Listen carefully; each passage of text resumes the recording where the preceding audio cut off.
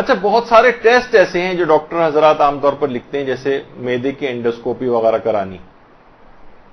تو اس میں ظاہر ایک ٹیوب ہوتی ہے اور ایک کیمرہ جو ہے وہ منہ کے ذریعے اندر جو ہے وہ ڈالا جاتا ہے، تو اس سے روزہ تو نہیں ٹوٹتا ہے،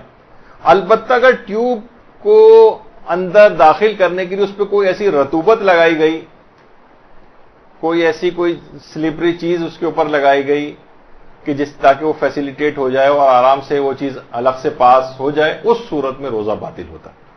اور اگر یہ اس کو ٹالا جا سکتا ہے، بھئی ابھی اینڈوسکوپی ہم نہیں کرا رہے، کوشش ہم ٹھیک ہے ہم رمضان کے بعد کروا لیں گے،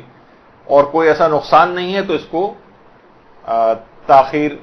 کر دی جائے اس میں۔ لیکن اگر واقعی کرانے کی ضرورت پیش آ جائے تو پوچھ لیں کہ وہ کیمرے کو یا جو ٹیوب اندر ڈالیں گے وہ اس پہ کوئی ایسی چیز لگا رہے ہیں لکوڈ ٹائپ کی،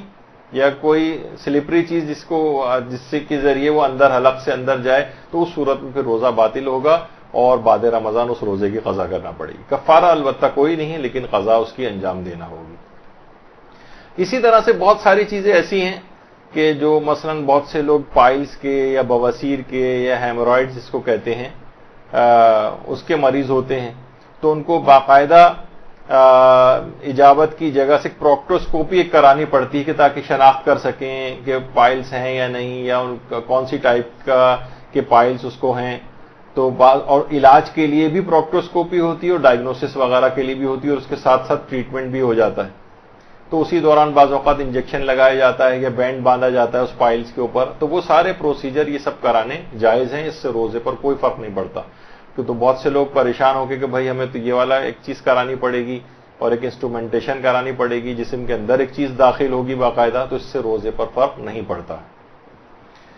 اسی طریقے سے حالت روزہ میں بہت زیادہ شدید قبض اگر کسی کو ہو جائے، اس کے لیے باقاعدہ ریکٹل سپوزیٹریز کہلاتی ہیں، وہ ایک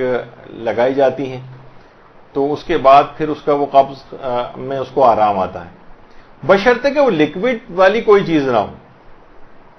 سالڈ ٹائپ کی ایک ٹیبلٹ ٹائپ کی ایک چیز ہوتی ہے، کیپسول ٹائپ کی لمبا سا کیپسول ہوتا ہے، وہ اس کو جسم کے اندر داخل کیا جاتا ہے، اس سے روزہ نہیں ٹوٹتا کیونکہ وہ سالڈ چیز ہے۔ لیکن جان بوجھ کر اگر کوئی کسی مایا چیز، کوئی لکوڈ ایسا ہے، بہت سے ایسے لکوڈ بھی آتے ہیں جس سے اینیما جو ہے وہ لیا جاتا ہے، اس سے روزہ باطل ہوتا ہے۔ یہ بات یاد رکھ لیجئے کہ کوئی بھی سالڈ چیز قبض کشا اگر لی جاتی ہے، منہ کے ذریعے نہیں، کیونکہ منہ کے ذریعے اگر کوئی بھی دوا آپ کہیں گے کوئی قبض کو دور کرنی کوئی دوا منہ سے اگر کھائی جائے گی، اس سے تو لازمی روزہ باطل ہوگا۔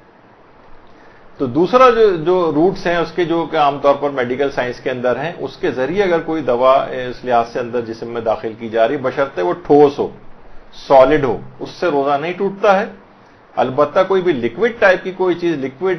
عام طور پر اینیما جو ہے وہ لکوڈ سے ہی ہوتا ہے، لیکن بعض اوقات گیس سے بھی ہوتا ہے اور کسی اور چیز سے بھی ہو سکتی ہے، وہ اس سے روزہ باطل ہو جاتا ہے لکوڈ والی چیز سے صرف۔